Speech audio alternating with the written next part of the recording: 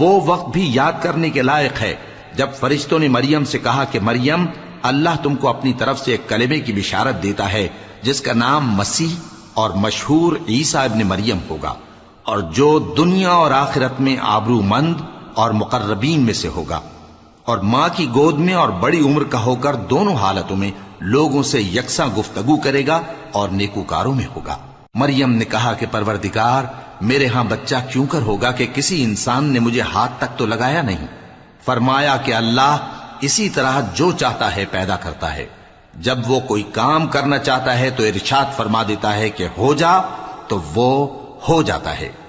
اور وہ اسے کتاب و حکمت اور تورات اور انجیل کا علم عطا کرے گا، اور عیسیٰ بنی اسرائیل کی طرف پیغمبر ہو کر جائیں گے اور کہیں گے کہ میں تمہارے پاس تمہارے پروردگار کی طرف سے نشانی لے کر آیا ہوں،